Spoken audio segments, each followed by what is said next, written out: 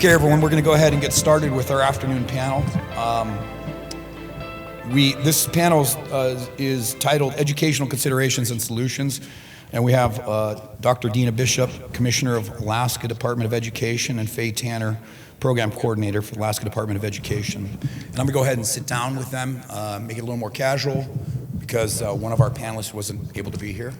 But I probably need to grab the mic.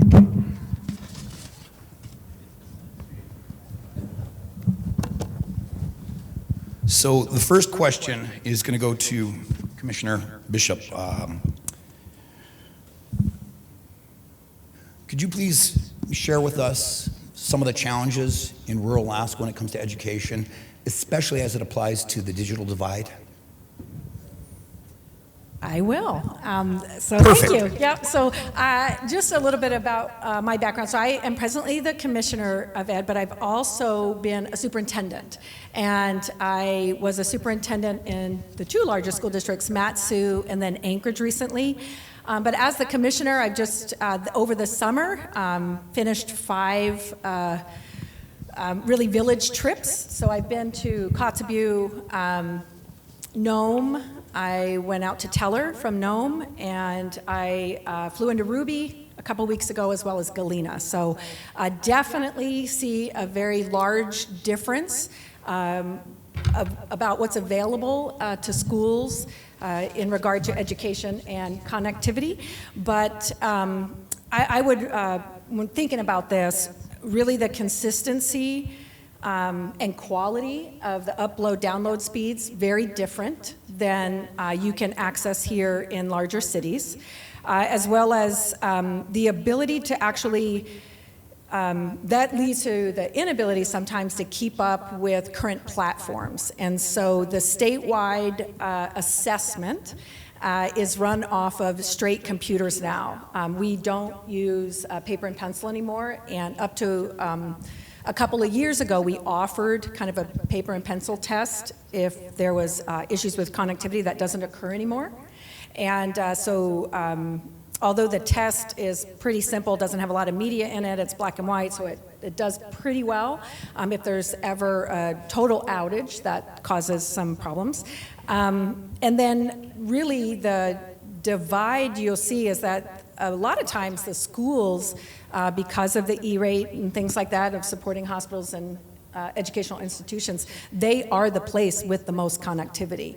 And so if you think about students not doing the work in school, even if they did have it and the connectivity is fine and they're working through everything we want kids to have in the 21st century, whether they want to use it or not, but teaching them what's there, when they go home, sometimes they can't follow up with that because the most connectivity is right in their home, or in their school rather. So, can you share with us what the state is doing about that, as far as trying to, in as much as it can, trying to help bridge that digital divide in rural Alaska, in particular with obviously the schools? Sure. So just in, and I'm going to punt it over to Faye. She has a lot more information. There's a broadband assistance grant, so I know a lot of the last mile folks in the room and middle mile folks in the room know what that is and are able to work with your school districts to access the broadband assistant grant, which actually this in 2024 it was 10 years old, and 10 years prior the work there was just to get to 10 megabits. And then in 2020 it went up to 25 megabits, and just this past spring it now is at 100 megabits, and you can still apply for it, which then will give us a larger share of E-rate as well from the federal government. But we have the BAG grant is to assist and subsidize a bit of what the federal government doesn't give. So I'm going to share something, and this is really old data, but in 2011, the provider of the district I was working in was Mat-Su School District, so MTA, right? And this is when it first opened my eyes as a leader. So I was complaining really about the amount of operation dollar that we needed to pay for internet.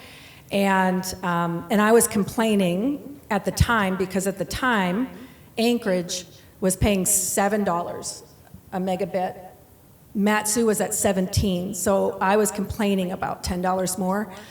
When we looked, Utqiagvik, it was Barrow at the time, they were paying $700 a megabit. Therein lies that difference of the digital divide, if you will, of equity of access in just the amount of money. And certainly, as an educator up here, we would rather put money into our classrooms with human resources and other opportunities and experiences for kids rather than paying an internet bill. So, what year was that? That was 2011, of my memory that I could, yeah. Mm-hmm. Thank you for that. Appreciate it. So, were you going to punt something to Faye? I am, I'm because gonna our intercept it if you do. technical director of the broadband assistant grant, which just went to 100 megabits in the spring, is Faye. She also assists now districts with E-rate. So I'll turn it over. Yeah, I think I'll be happy to report that this year, with the increase of the broadband grant assistant from 25 megabit per second to 100 megabit per second, we were able to secure $21 million, and we were able to help 117 schools to move from 25 megabit per second to 100 megabit per second on their, with their request of funding. I'd say like almost 99% covered, and we're still trying to get the last 1% covered, hopefully by October. So it is a very, very large challenge, I think, for a lot of school districts, and they are having a very high cost internet connectivity, and also they don't feel that they have enough options, or they also should, something that we talked about, redundancy. If anything happens to their one and only internet service provider, then they'll go without internet for a long time. So I think all the things that have been mentioned earlier this morning, what's happening with building out the broadband infrastructure, is such a great news to our rural school districts. So how exactly was the state, was that just out of the general fund that they were able to? Okay. That is correct. So it's part of the governor's budget. Okay. So have you heard specific frustrations or complaints from, say, educators or students in rural Alaska, beyond just the challenges of lacking quality, reliable, high-speed broadband? I mean, to what Faye was just saying, if there's an outage, does that happen often? Do you hear about that? Man, there's an outage and it's days or weeks, and they're not able to be online for whatever reason. Obviously, up north when, the fiber, got severed, a number of months ago, that was a challenge for a lot of communities where clearly redundancy, you want that in place. But can you reflect on that at all? Sure. I guess it would be dependent on the day of the week. If it was around the statewide assessment, they'd be having a party. So no testing. I am familiar with Lower Yukon opened up a school in Anchorage. It's called Kusavik. And they have their provider there. And I was talking to the kids, and they were just shocked, and they wanted to show me. I was the superintendent at the time, working in Anchorage, and they wanted to show me a cool thing. And the kids showed me the computer, and at the time, it was October, so the World Series was going on. And he said, "Look at this, like I'm watching this game." And I was like, "Yeah." And then he took me across the... He did it when my husband was with me, so sorry. He was in this business, but we walked across the room, and he goes, "Look, they're still playing." I was like, "Yeah, it's a baseball game." And he said, No, you don't get that. I don't ever see anything live." And I know that's just silly, but what we take for granted every day is a gift to other people. And I have to, sorry. I see a lot of familiar faces in the crowd because my husband was one of you. You were a telco guy. So sorry about the tears. He was the love of my life, and I know he'd be proud of this. So thanks. Oh, I'd like to thank you for your authenticity and your passion. You obviously have a lot of passion for what you do. I really appreciate that. And I don't think that always, comes through from a lot of people. And this is, I would agree, it's easy to take this for granted when you're in an urban setting, right? The same way we might take our automobile for granted. We know we're going to put the keys in, we're going to drive off, and it's going to get us where we need to go. But I really appreciate you elevating the gravity of that, with your comments, because we don't want to leave rural Alaska behind. It was bad enough with the physical infrastructure divide for so many years, and it's still. I've been to villages that still have a honey bucket system and don't have running water, and so it's really hard to engage in the modern society, and you get further and further left behind without reliable, affordable, high-speed broadband. Yeah, and I just want to add to regain myself, but although we do want high-speed connectivity everywhere so that you have those choices, I really liked the comments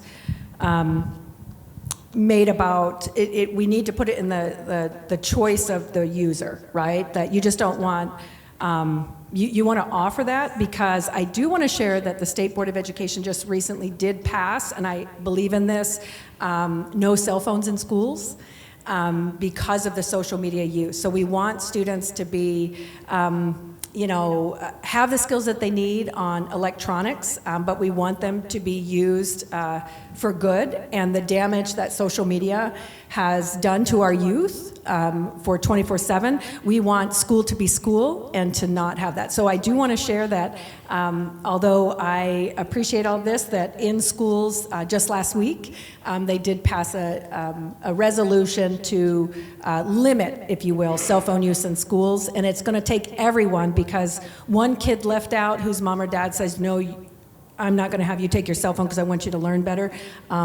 That's going to be tough for one kid, but if we all do it, then kids will be the same.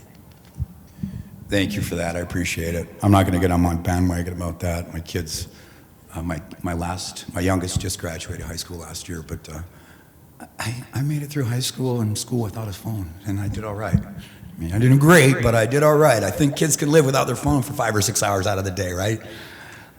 Faye, I'd like to ask you, are you aware of any creative solutions to some of the areas in the state where broadband connectivity is a challenge and the infrastructure is not there? Are you aware of any region or community specifically that has found a creative solution to the challenges presented by a lack of reliable or present broadband? I know some, I wouldn't say solutions, but they're kind of a temporary patch for what we're experiencing for limited broadband. I know some school districts would carefully, they do spreadsheet to figure out their test time. So they'll have kids staggered on their time so that they calculate their limited bandwidth. Actually, I talked to Northwest Arctic School District, their tech directors, and she said, it's like a circus when we do our test day, because we would have to run down all the classroom, tell everybody, get all your devices turned off. We only leave these devices that are on test on. And the kids will have to really line up, and they have to go according to their schedule. If anybody goes wrong, the whole staff will jump on this whole situation to get it resolved, so everybody can get their test done. And I've also heard that we have some school districts that they will seek out for curriculum particular that can be effectively taught unplugged, so that they can, they can somehow still pass on the knowledge and get kids engaged, but not relying on the internet. And another school district, I don't have the specific information on how they did it, but they did hire a traveling instructor. So the instructor will serve about 7 schools in the school district to go teach computer science. So I think all the school districts are trying so hard to kind of mitigate the limited bandwidth, and also with the advance of technology, there are a lot of curriculum requires quite a bit of bandwidth. So they're really trying that they can still not. We don't want to leave any community behind in this time of day, but we also certainly cannot leave any of our kids behind. So I think all the school districts are trying, but I don't think any of the measures that I've heard, being creative as they are can be served as a permanent fix for the limited access to internet. So the traveling instructor, I'll phrase this, well, I'll preface this by saying, so I used to serve in Governor Walker's administration. I was a senior advisor on rural business and intergovernmental affairs. It's a mouthful, but I went to a lot of rural communities and villages. And one of the things I realized, and I grew up in villages, but I hadn't been in villages in quite a while, is that, you know, these are still around in a bunch of villages, but they're just a really expensive camera in a lot of those places. They have that for when they go to Fairbanks or Anchorage, and then they get connectivity. But otherwise, you know, they'll be gaming on or something like that. So I guess my question is, to Faye, the traveling instructor that teaches computer science, is there a notable deficit of computer capabilities, say in 8, 9, 10, 12-year-olds in rural Alaska? Because why would they spend a lot of time on the computer if they don't have connectivity at home? So are they behind their counterparts in Fairbanks, Anchorage, Mat-Su, where they're ubiquitous and they grow up with phones and computers? Is there a lagging in rural Alaska because they don't have connectivity at home, so they're not interfacing with their computer much? I know that's a long question, but. Yeah, I can share a little bit on that. I mean, we do know that not a lot of families may not be able to afford. So it's not that even the connectivity is there, because if they could maybe have Wi-Fi, you know, from a place that does have it, but it's the expense of bringing it into your community. But I would say that schools do mitigate that a little bit. As far as computer science, the Governor Dunleavy invested into Minecraft, which is just kind of a fun way, gaming way to get computer science. Now that same company is doing where they badge, you know, and kids can earn certifications for cybersecurity. That's their next one. So I'm pretty excited about that, because kids will be learning about how to be safe on the computer at the same time that they learn that. But interestingly enough, the science outcomes in rural Alaska outsurpass the math and language arts, and I would say it's the experiential education of being outdoors and understanding the world around them that actually Alaska Native children have. So I don't know that, I think being out of your phone for a while actually makes you a smarter person. So going back to something you said a minute ago on the standardized testing, has there been an outage on the day of the testing when you've said that you abandoned the paper and pencil method? And if so, what's done then? That's a great question, and we have. And what these companies have done is, and we've requested longer assessment periods so that we can space out our kids. If you recall, you might have, these are the 3 days of testing all year, so you gear up for those 3 days. Now these are the 6 weeks of testing, and some of the kids in your district will start on the first day, and some will do the last day, so that they're not pulling the bandwidth at the same time. So we've just had to adjust, and so have the companies that serve Alaska. Thank you for that. So this question is to either you or both of you, and you know, you can supplement what either one of you says. So how did the COVID-19 pandemic around education, how did that impact education in Alaska? You know, my kids had to shift to online schooling at the time. I think a lot of us had to deal with that if we had young children at the time. But what's beyond the obvious? What can you say about that? How that has changed education post-pandemic? Sure. So I do want to, I'll start, and then Faye's like, yes, you do this. So I was a superintendent during that time, and I want to thank the providers in the local communities as well as statewide, you know, your last mile and those that, you know, bring it to the last mile folks, because the internet service providers in Alaska really stepped up for our communities. I do want to say that, to really They had free internet, they supported families, they worked with school districts to get hotspots into the homes.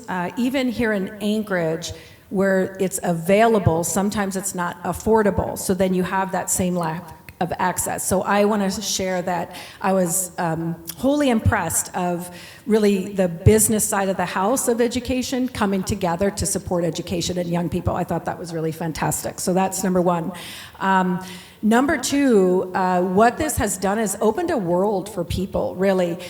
In the last 10 years, and so the pandemic being in the middle of that as well, the options for school choice and actually homeschooling is more available. And homeschooling isn't, again, like a packet being mailed to you that it started long ago in BIA schools because they couldn't have a school in the area. They would send a packet out.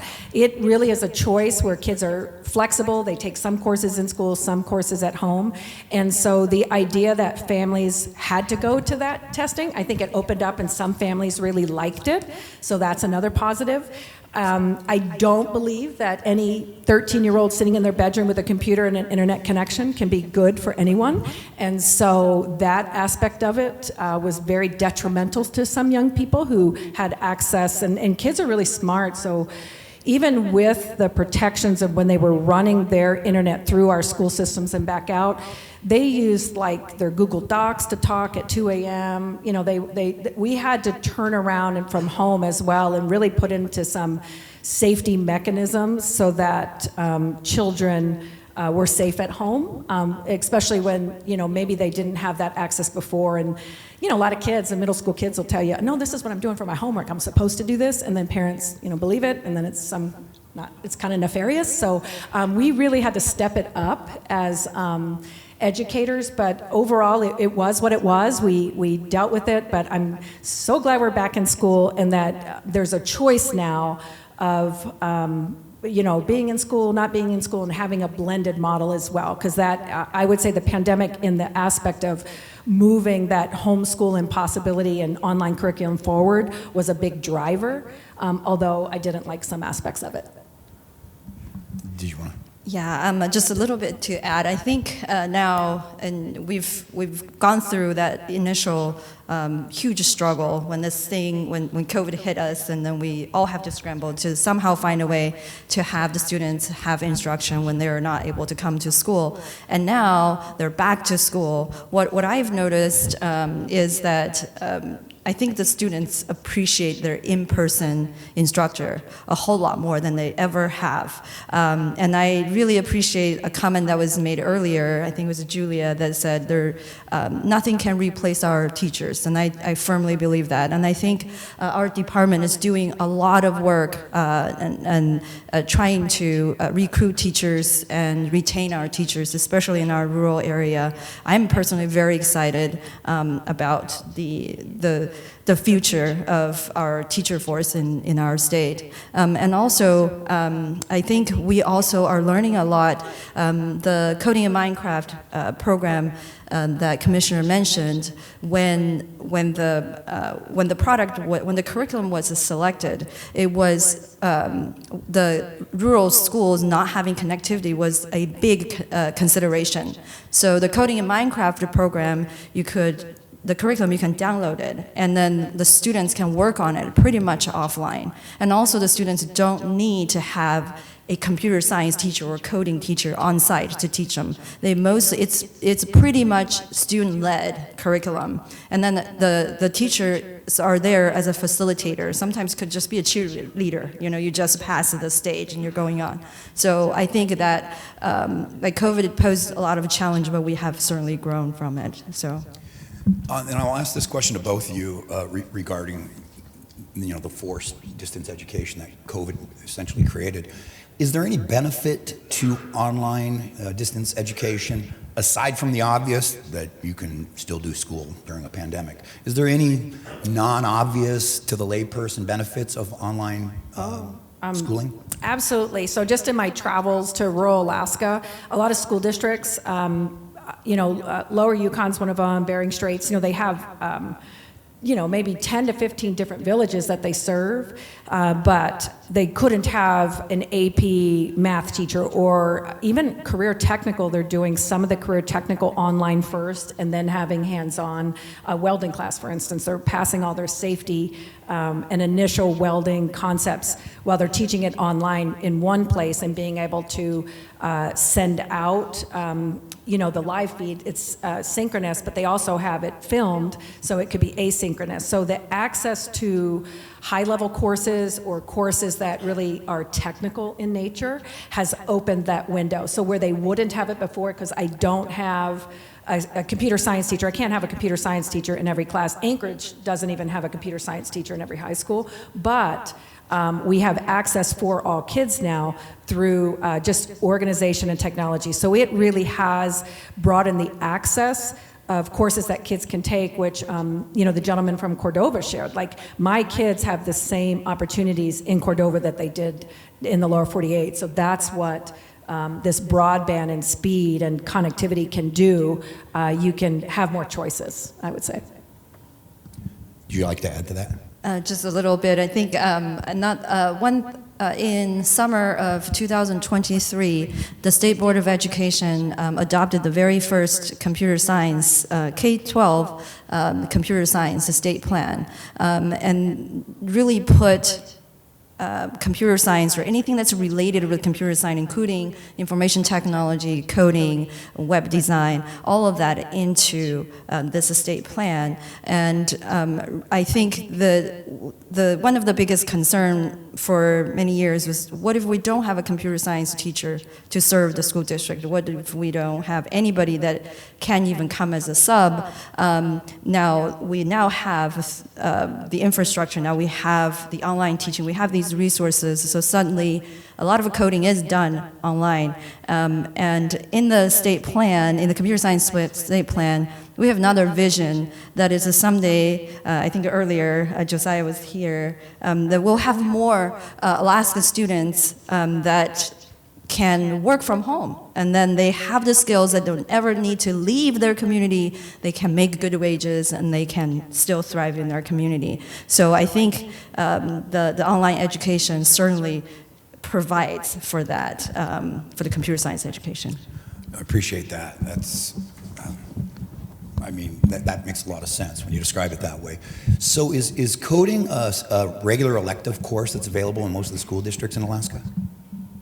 Well, I'll let Faye talk about it, but we've made it available, so whether they use it or not, we're not sure. Yes, I believe so, because I think more than 50%, I wouldn't say the elementary school, but I think high school, more than 50% of our school district have it available. Now, the challenge is a lot of schools that have it available, students are not taking them, especially girls. That's why there are national research that found out that if you, particularly for girl students, and if you want to start them or even put coding or computer tech jobs as their options for the future, then you really need to start them early or make that options available to them early, like in middle school or even upper elementary. So as it applies to coding in, say, rural communities, is there any observation that there's a particular interest in villages across Alaska to engage in that course on coding? I'd have to look to see what the data are, but I know CITC here locally as well engages their Alaska youth people, and they are creating video games of their culture. Yeah, so it's really fantastic. So the kids are actually learning how to code a game that teaches younger generation their culture. So that's one of the opportunities. But in addition to the coding that's offered, and I know just because this was mentioned with IBEW, we're also investing in more electricians and plumbers to really build out Alaska as educators to help support not only, the coding that's going to go on the tail end of this, but who's going to do the work to, if we, have data storage? I mean, AI is going to change, they're going to need, we're a perfect place to have data storage here. And so building out additional electricians in high school and having a pre-apprenticeship in high schools all over Alaska, as well as pre-apprenticeship for plumbing. And there does not exist right now in any high school any kind of plumbing program. So we're going to add that, and that is literally in the support of the technology industry. Thank you for that. So from a long-term perspective, and the obvious answer would be, well, money, but beyond that, from a long-term perspective, what do you think is essential that the state do to ensure that kids in Alaska, regardless of where they call home, where they reside, don't get left behind and have equal access to the same opportunities and resources that people in the urban areas have? What's, aside from the obvious funding, what else would the layperson, myself, not think of or realize that would be essential? Sure, and Faye can add on to this, but one of the biggest problem isn't necessarily the bandwidth quantity. It really is in the quality. And in my profession, in my sector, in rural Alaska, there is a 33 to 36% turnover rate for jobs, not only teachers, but other technical people. If you are an IT professional in a school district, you can make a lot more money working for a private organization than you can in a school district. So even as people are trained and get the experience in school districts, they're swooped up because of the economy. It's the, capitalism at its best, and their expertise are used elsewhere. And so many times what happens is, although we can, to your point, it's not just about money, they might get E-rate, then they're going to get a bag grant. They have funding to pay for it, but managing actually their system is the most difficult. And managing it and those fiber connections, I might be buying 100 megabits from a service provider, but that's not the last mile service provider, so maybe I don't have all the technical aspects I need. Maybe I bought a certain kind of Wi-Fi equipment off of my E-rate because that'll pay for this kind of cool tech servers and all that stuff that go into my school, but then I don't have anyone then to, if it breaks or if it loses its connection, anyone to service it. And so thinking as in your sector, if you start to think about that customer service support, that's going to mean so much because of the turnover, not only in rural Alaska, but the largest 5 school districts have a 20% turnover. So that's even high, 1 in 5 a year. But to think about that coordination between the middle mile and the last mile is key. And also, when we think about selling it or even, building every school district up or school to 100 megabits, it really means difference to Pelican has 10 kids. Like what they're going to pull is probably not as much as even a rural area like St. Mary's that has 200 kids. So thinking about the users on the network is going to be key in helping districts think about that. Is going to be, but really I think how devices are managed is going to be difficult. It is already difficult for school districts in the turnover of, simple things like Chromebooks to more technical things like your Wi-Fi system. Managing those in conjunction with the person who's giving the service, because if we're not managing them well, we're not really using that 100 megabits. And so, if we want to help rural Alaska schools, the expertise that you all have in the industry could really benefit those partnerships with school districts. Sell yourself on your customer service, because that is what's going to matter the most in the future as these positions, again, it's very difficult to hold a technical position in a school district, no matter where you are, because of what we pay folks and what you can pay folks. Yeah. I love what you mentioned, and I think the part of the computer science or our DEED's huge added effort in CTE is also so that we can train train the skilled people or technical people or any other area, any other skill they have that they can serve in their community.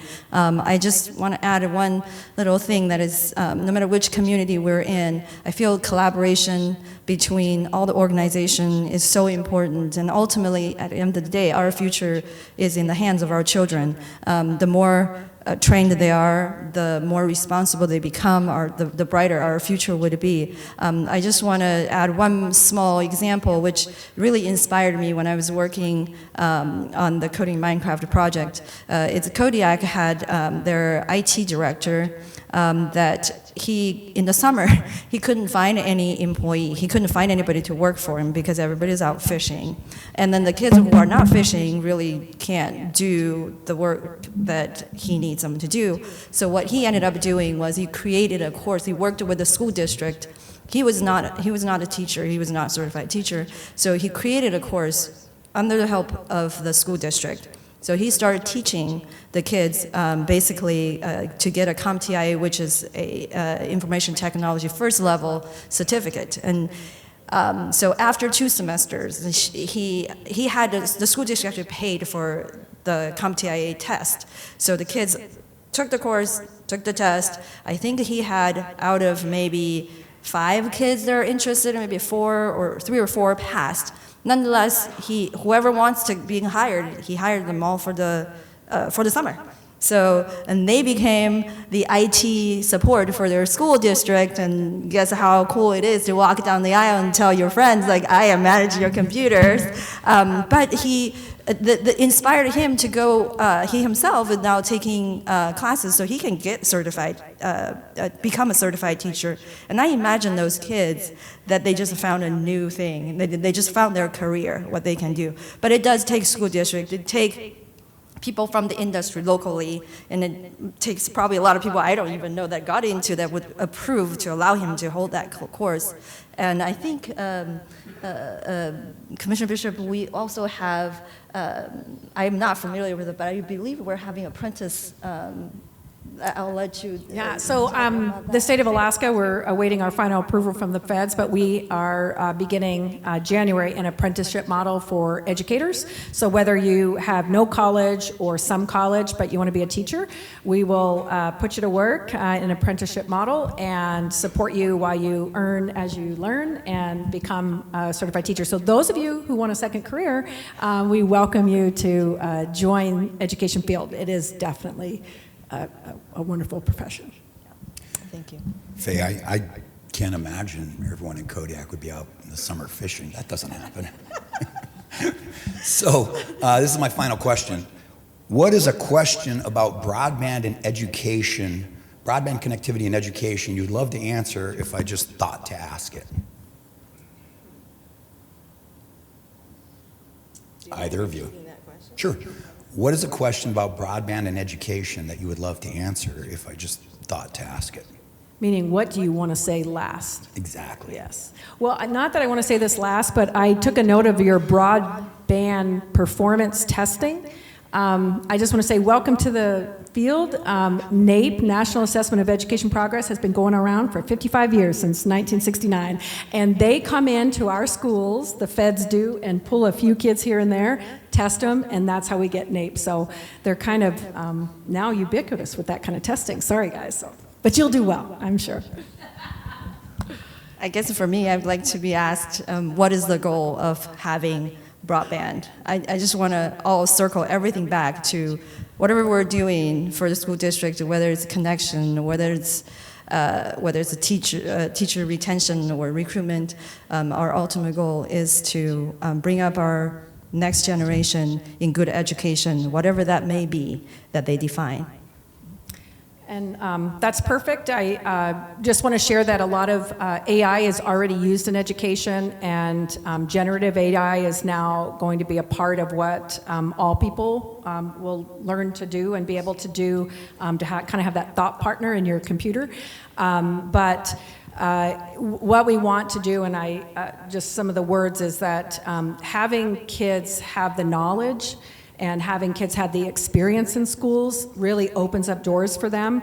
Especially a young person said this to me, that he was glad that he took some courses and some experiences he had in technology and in career tech, because he really wanted to know Western ways. He was a young Alaska Native from actually Russian mission. Somebody mentioned that earlier today. And he said, I just want to know, I wanted to know your white Western ways, and now I know them, and I know my Native ways, and now I can choose what I want to do. One last question, because I just thought of it while you were bringing up AI. How do educators, how does the Department of Education, school districts, how do they see AI is going to change? In what ways is it going to change education? Obviously, cheating, but I'm not talking about cheating. No. We're well beyond cheating. So before I became into administration, I was a math teacher, so I'm like a nerd to the core, and I love math. And I remember on the SAT when they said, kids are going to now have to, they're allowed to use graphing calculators, and everybody thought, oh no, every kid's going to cheat. But if you don't know what is going in the formula, or even a mind's eye about what the right answer is, that graphing calculator cannot help you. And so this is going to be the same way that really generative AI is teaching kids to ask the right questions. I think initially educators were really fearful because they thought about cheating, but it's really about how do you ask questions. And then we also need to set out, and we're working on this now, some guidance around AI about, this at, levels. Like maybe a level 1 is like 0 AI. This is paper and pencil. You have to do this right from your brain.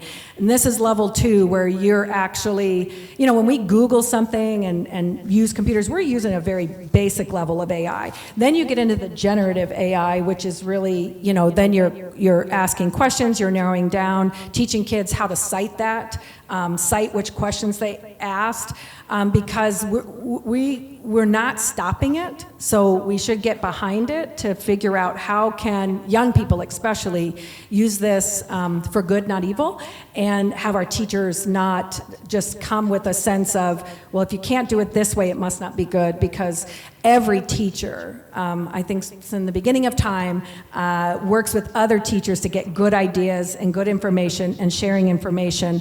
And I see generative AI as really sometimes a child being able to ask the computer, but being able to narrow it down if that's junk, to know that what you just swooped off that that piece of the internet, if you will, isn't going to help you. Especially, I think the last time that some of these captured their data was in 21, and it's already 24. So if kids aren't paying attention to what happened between those 2 times, they might quote something inappropriately anyway. So just teaching them how to use the tool, because it's not going to go away, I don't think. Thank you both very much. I got to ask for a round of applause for our 2 panelists.